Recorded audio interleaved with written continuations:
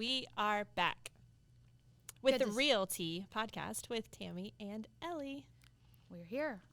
What you got? So next week, right, is election day. And I think that we just wanted to give kind of a general overview of elections because a lot of people don't know. Right. They go and they vote for the president every 4 years, and that's it. They don't vote for governor. They don't vote for their local races, which are sometimes more important. Correct. And more effective to you than who the president is. And That's the one that you really see that's pushed down your throat. But there are local races that affect property taxes and the levies and the schools. Yeah, and they're making those decisions.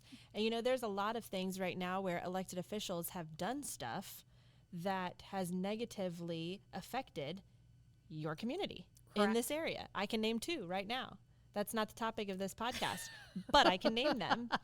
So, election day is usually polls open at 6:30. Yes, it's early. And then they close at 7. Is it 7 or 8? I believe it's 7. Okay. We'll go with that. 7:30. So they open at 6:30 a.m. and then they close at 7:30 p.m. So that gives ample amount of time to go on election day. Correct. Also, in Ohio, we have something called early voting. And so at all of the Board of Elections by county, they have early voting booths where you can go and you can actually vote early in person.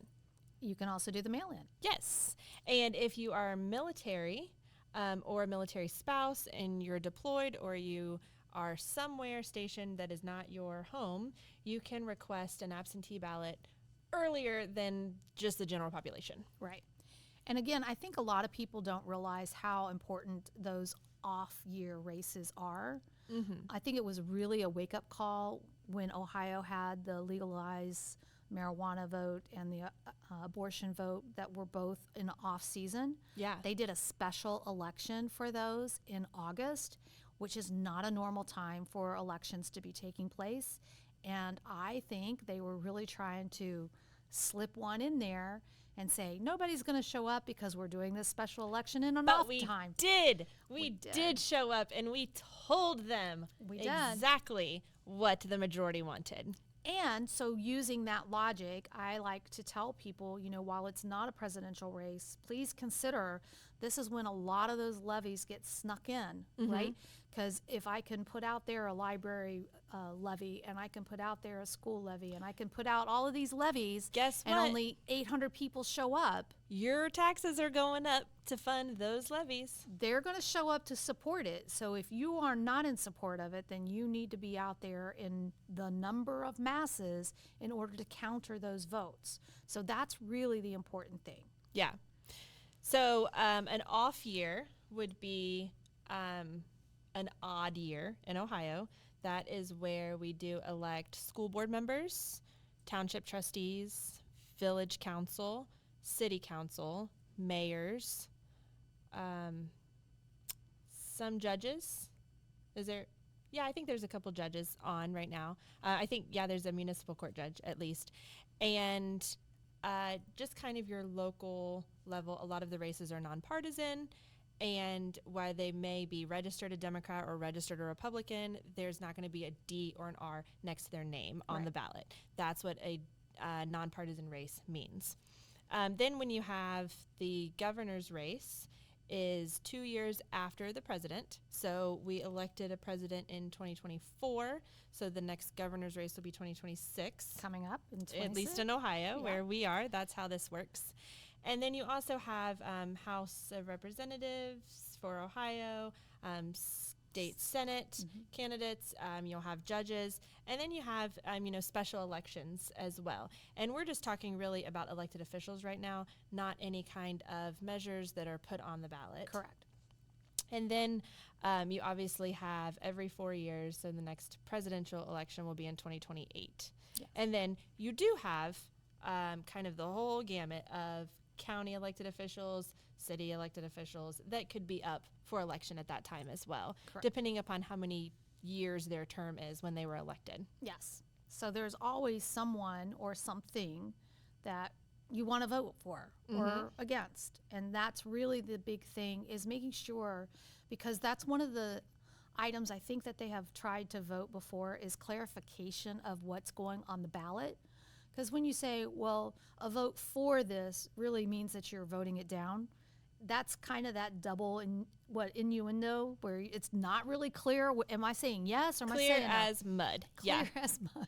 So I thought that was supposed to be cleaned up. I'm waiting to see the next election. Is there really clear language? Because sometimes if you don't do that homework, you step into that booth and it's like, I don't know, am I for or against this? How does this go? Yeah. And so, kind of a fun fact, I have worked on campaigns for years, and most people will only vote based on if they like the name.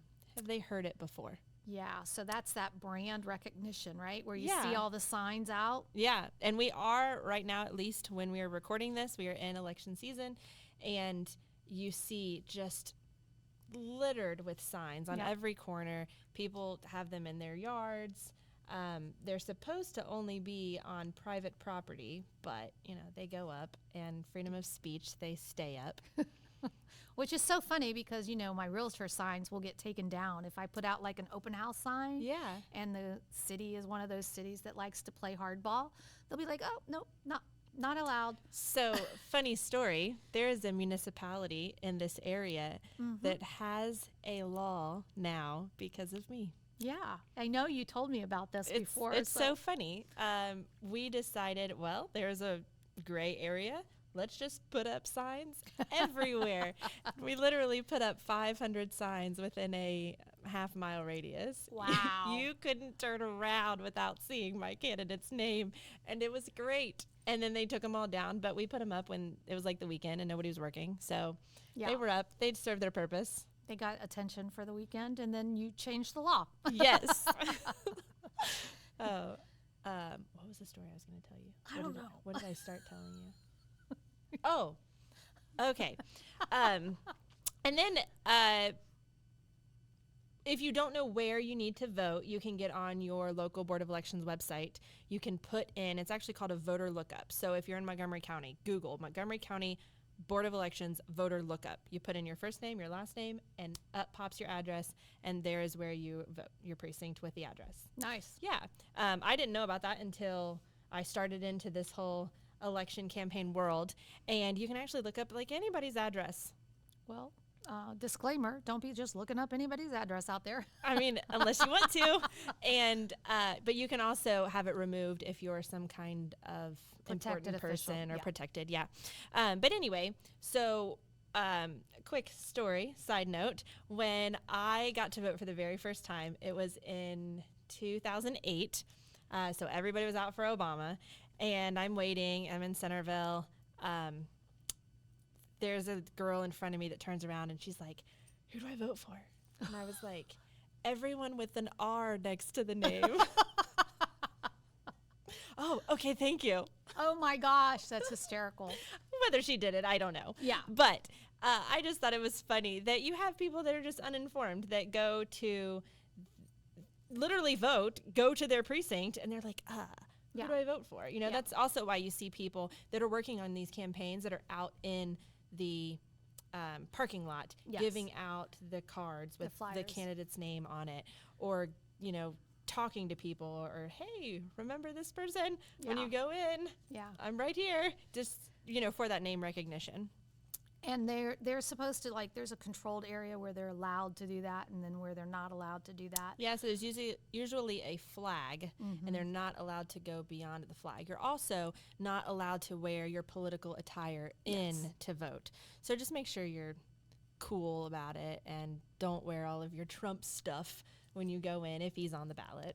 Well, and I think the thing is that, we're seeing a lot of recirculated video footage from when this president made this comment and wanted a vote to go in his favor for what he was trying to do. And it's odd because it's a complete different narrative than what we're getting from that political party currently, right?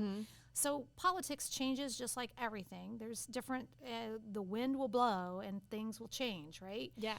But I think it's just more important that we have some common sense, some level of respect across the board. You and I may not agree on everything politically, real estate, or otherwise, right? In life, we're going to have differences of opinions. That's what makes us unique. It's also what brings our perspective to the table so that we can share with people, so that maybe we can connect with more people as a result of having that openness and civility, right? That is literally what this country was founded on, is having good debates. Yes. If the founding fathers did not raise the red flag, in 2025 terms, Yep. this country wouldn't exist. Yeah. And it's so sad that we have gotten away from being able to have these civil debates, whether you're on the right or the left or In between. And to be honest, 90% of people are directly down the middle. Yep. They're not one issue voters. They think on this side of the pendulum on this one and this side of the pendulum on the other. Correct. But it's just who they agree with more, because unfortunately we are a two-party system in this country. Yeah. I think definitely recent events, somewhat recent, you see like the political violence, and you see just people and how they react to those things. And I think it's really sad. Well, I think worse is demonizing somebody for what they believe. That's like telling somebody your feelings don't matter, right? Yeah. Feelings and beliefs are something that's inherent to the person, and that should be okay for them to have those beliefs and have those feelings. Now, when I would act out against another person, that's where I have taken it too far. Or if somebody does that, they've taken it too far. We're not talking about protesting. Correct. If you would like to go protest when a governor comes to town, be my guest. That is what is so great about this country, is you have the right to protest. So, funny story, maybe a way that ties in here. So, in some of my travels internationally, every time we have traveled to France, we have been in a protest, meaning we've accidentally gone down the wrong street and there's a protest. We've just shown up at where we were staying and the protest had just gone through. And it is almost comical how many times the French actually protest. They protest everything. We had our train stopped because they block the train track with the trash trucks because the trashmen were on strike. I mean, literally at every stand. Now, the last one, I was in Nice for a global convention, and I'm minding my own business. I'm just completely enjoying the scene, walking around, and I hear music, and I'm like, oh, this is cool. Maybe there's a festival going on. So what do? I lead down the way towards the music. Well, the first thing I noticed was that I have a group of 4 to 6 soldiers dressed in uniform with their AR, whatever the rifle is that they carry. And I'm like, oh, okay, are they here for crowd control? Because that's a common thing, not unusual at all. Yeah. But I took notice of it. And then when I passed a second group like that, I'm like, okay, where am I actually walking towards? What is going on? And about that time was when the mad rush of all the people lining the street was moving down. So they had these instruments, they had people with drums and band, that were leading the charge of this protest. And these military members are out with their full gear, armed, and they are walking the side streets, making people aware, and then walking along as the protesters are going on. And I'm like, holy crap. First of all, to me, great if the protesters want to go out and say their piece. As a person, if I thought I was going to go to a protest and raise a ruckus, seeing how well armed the military members are there to guarantee that this protest can take place and that there is calm and that none of the stores are being vandalized during this process. It keeps both sides of that aisle, we'll call it, on the up and up. Yeah. Because you have armed military members who are making sure that the businesses aren't going to be obstructed. So you don't have looting. You don't have looting, and you have control of the size of the crowd, and that they're serving their purpose. They're getting to walk through, march, say their chants, raise their signs, do all of the things, and then it's peacefully escorted, done on out, right? And they continue on to the next time that they're going to go protest something. And it's totally a different view of things where we get news footage of the looting that's happened because protesters show up and the fighting and all of this nonsense that just takes place. If you're going there to protest, go to protest. You shouldn't be going there to pick a fight. Yeah. Like, I mean, that's not the purpose. And people standing on the bystanders should not be engaging to that, right? To stir up the pot and make it more of a violent activity. Let them do their thing. Yeah. But have some reasonable ground control, right? Yeah. To say, this is how we do it. This is how we do it peacefully. Yeah. Peacefully, I think, is the key. So I always find it weird, though, that when there's been the protest in downtown Dayton, they do it on a Sunday. Nobody's down there to see it. Right. So it's just their group, and maybe that's just for their benefit. I don't know. If there's permits that are having to be issued for certain events, then they're trying not to impede downtown businesses and normal traffic and all that. Which right? I get that, but I feel like you should be able to pull a permit for any protest at any time. Well, so there you go. Yeah. Interesting things. Yeah. So if the recent events have sparked your curiosity and you want to get involved in politics, reach out to your local parties. That's where I would start. You can do a simple Google search or look them up on Facebook, and they all have their own Facebook pages where they'll list different events that they have. There's candidates nights if it's an election time.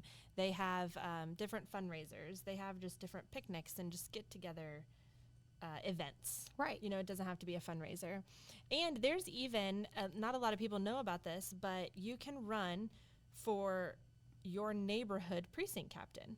And they have them on the Democrat side and the Republican side, and you would represent your neighborhood at these meetings with the county party. Interesting. That's a cool tip. Yeah, and not a lot of people know about that. If you just want to dip your toes in politics, or maybe you're retired and you want something to do, and then really your job would be to help get out the information to your neighborhood for the people or the issues that are going to be on the ballot. Yeah, cool. Yeah, and then you can also work the elections.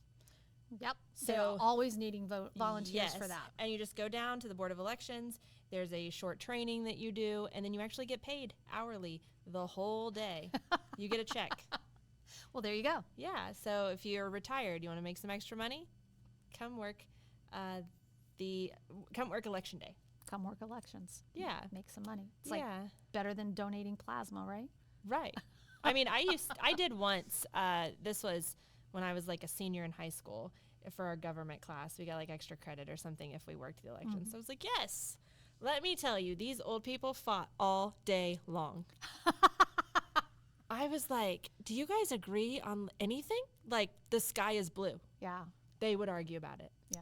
It was crazy. But you also get to meet the nicest people you will ever meet, and some of the not so nicest people. But it's a different world. Good learning experience for sure. Yeah, and then it just makes you more informed for later in life. That's why I think everybody should work an election, and everybody should work at a restaurant at some point in their life. That would definitely go a long way to make you be nicer. Yeah. So if our election talk sparked any interest and you want to leave a question in the comments, we will be monitoring that so that we can answer your questions that we know of. Absolutely. Yeah.